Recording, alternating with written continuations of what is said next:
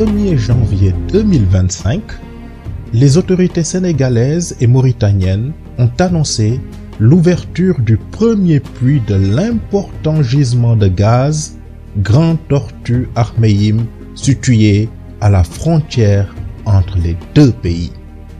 Cette ressource stratégique sera utilisée à la fois pour répondre aux besoins domestiques et pour alimenter le marché mondial par l'exportation.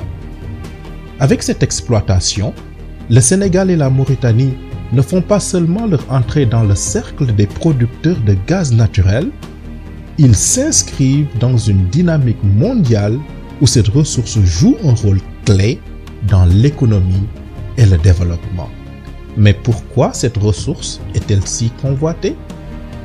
En fait, dans de nombreuses régions du monde, notamment en Europe, en Asie et en Amérique du Nord, le gaz naturel est bien plus qu'une simple ressource énergétique. Il est en quelque sorte au cœur de la vie quotidienne. Il alimente les centrales électriques, chauffe les habitations pendant les hivers rigoureux, alimente les cuisines, éclaire les maisons, propulse les industries et même certains réseaux de transport urbain. En plus d'être une source d'énergie plus propre que le charbon ou le pétrole, il joue un rôle stratégique dans le développement économique des nations. Les pays qui exploitent efficacement leurs ressources gazières voient leurs économies se transformer, leurs infrastructures se moderniser et leur population bénéficier d'une meilleure qualité de vie. À titre d'exemple, bien sûr, citons le Qatar et la Norvège. Ce rôle stratégique du gaz a permis à ces pays d'assurer leur développement économique et leur transition énergétique en remplaçant des énergies plus polluantes comme le charbon. Le gaz naturel est aujourd'hui l'une des ressources les plus convoitées au monde. Voyons maintenant plus en détail ces gisements qui redéfinissent l'avenir énergétique du Sénégal.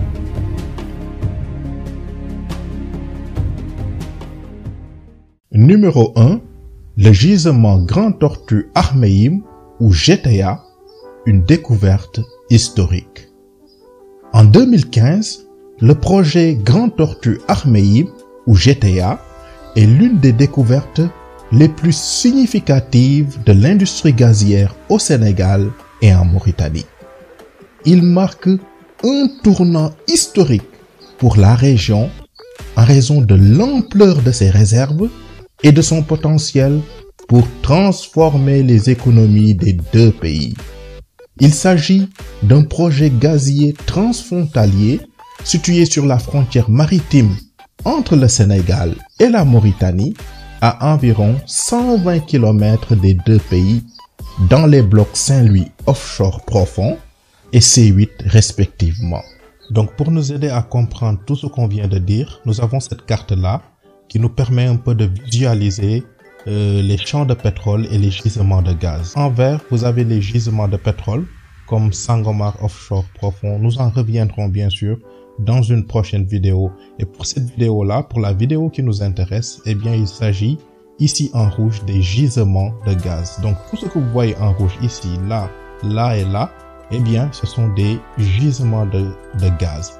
Et comme vous le voyez, donc il y a ce gisement qui est là, GTA, Grand Tortue Ahmeyim. Ce gisement gazier a été découvert bien sûr entre la frontière du Sénégal et la frontière de la Mauritanie. C'est le gisement bien sûr GTA, Grand Tortue Ahmeyim.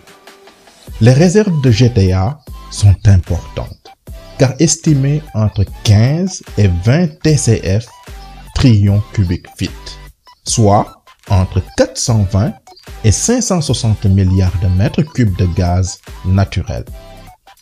Et d'après le rapport de l'ITIE que nous avons consulté, à ce jour, le champ est détenu du côté sénégalais par un consortium composé de BP à 53%, Cosmos qui détient 27% et Petrosen 20%. À la suite de la décision d'accroître les participations conformément aux stipulations de l'article 24 du CRPP. Le projet utilise des technologies de forage en mer de pointe pour extraire le gaz dans des conditions difficiles. Les travaux de construction des installations ayant démarré au mois de mars 2019, ces installations consistent à des infrastructures sous-marines et canalisation, ainsi que 12 puits de développement, un gazoduc, un manifold. Il y aura aussi un FPSO, qui est une unité flottante utilisée principalement dans l'industrie pétrolière et gazière offshore pour la production, le stockage et le déchargement du pétrole ou du gaz, ainsi qu'une unité GNL flottante, FLNG, avec une capacité d'environ 2,5 MTPA et un stockage intégré de GNL de 125 000 m3. C'est beaucoup de chiffres, n'est-ce pas? Mais sachez qu'un FNLG est une installation flottante spécialement conçue pour extraire, liquéfier, stocker et exporter du gaz naturel en mer.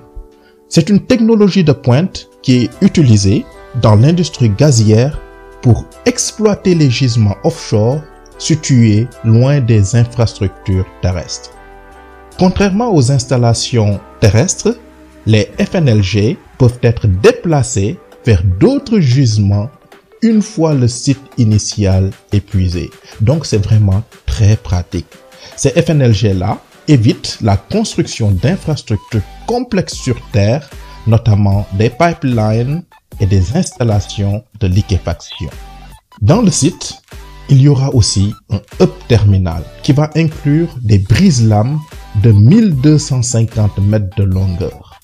Et ces brise-lames-là réduisent l'impact des vagues, des houles et des tempêtes sur les infrastructures offshore. Donc, ce sont des infrastructures très importantes parce qu'elles créent une zone plus calme et ils permettent de stabiliser les infrastructures flottantes que sont le FPSO ainsi que le FNLG.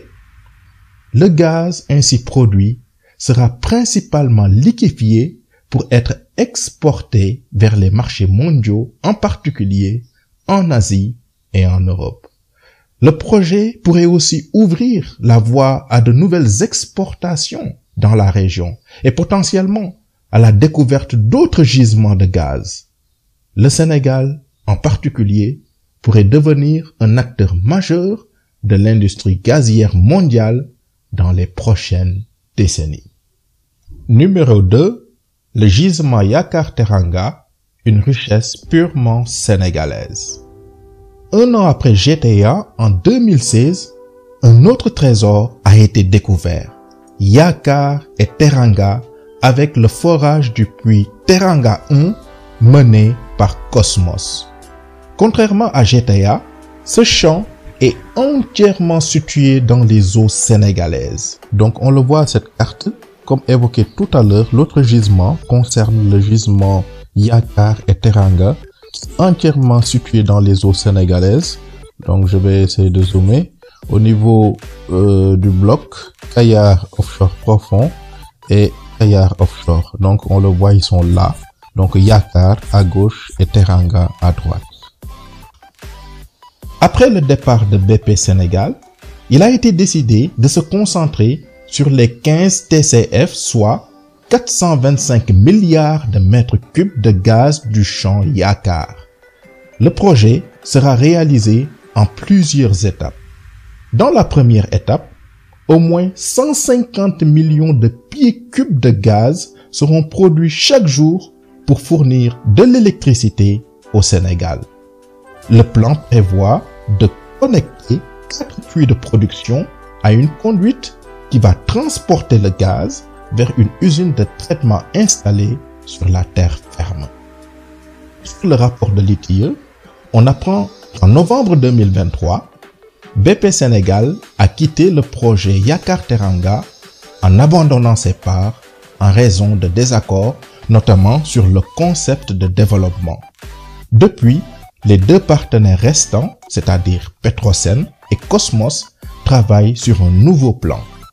Les études préliminaires pour ce plan ont été terminés en juin 2024 et ils cherchent actuellement un troisième partenaire. Dans le rapport de l'ITIE, l'ITIE, je le rappelle, c'est l'initiative pour la transparence dans les industries extractives. Et dans ce rapport, à la page 107, on apprend que la nouvelle coentreprise se compose désormais de Cosmos Energy Investment Sénégal Limited, qui détient 90% des parts, et de Petrosen Holding, qui détient 10%. Et il y a une option qui permet à Petrosen Holding d'augmenter sa participation à 34% au moment de la décision finale d'investissement. Ainsi, la coentreprise prévoit de produire 630 millions de pieds cubes de gaz par jour. Une partie de ce gaz sera utilisée au Sénégal pour produire de l'électricité et alimenter les industries. Le reste sera exporté sous forme de gaz naturel liquéfié GNL. Cette stratégie vise à soutenir l'économie locale tout en profitant des opportunités d'exportation. La décision finale d'investissement est attendue pour le premier trimestre 2025, tandis que la disponibilité du gaz pour le marché domestique est prévue entre 2027 et 2028. Numéro 3. Le gisement du champ de Sangomar. Le champ de Sangomar, situé à environ 100 km au sud de Dakar, est le premier projet pétrolier offshore du Sénégal. Opéré par Woodside Energy en partenariat avec la Société des pétroles du Sénégal, Petrosen, il contient à la fois du pétrole et du gaz. Donc pour le dernier gisement, il s'agit du gisement de pétrole, comme vous le voyez ici en vert, gisement de pétrole, et en rouge, gisement de gaz. Donc il y a en même temps du gaz et du pétrole. C'est le gisement bien sûr Sangomar, situé au niveau du bloc Rufisque Offshore. Donc il est situé entièrement dans les eaux sénégalaises, bien sûr pas loin de la frontière gambienne. La production de pétrole a débuté en juin 2024 avec une cible de 100 000 barils par jour. Le développement initial se concentre principalement sur l'exploitation pétrolière. Cependant, le champ de Sangomar contient également des réserves de gaz naturel. Les phases ultérieures du projet pourraient inclure des plans pour l'exploitation de ces ressources gazières en fonction des études de faisabilité et des stratégies de développement adoptées par les partenaires du projet. Le Sénégal est à l'aube d'une révolution énergétique. Des gisements comme GTA et Yakar Teranga ne sont pas seulement des sources de gaz, mais des opportunités. Mais la vraie question est, comment ces richesses seront-elles utilisées pour transformer la vie des Sénégalais? Et vous, que pensez-vous de l'avenir énergétique du Sénégal? Partagez votre avis dans les commentaires et abonnez-vous pour d'autres vidéos captivantes sur l'avenir du Sénégal.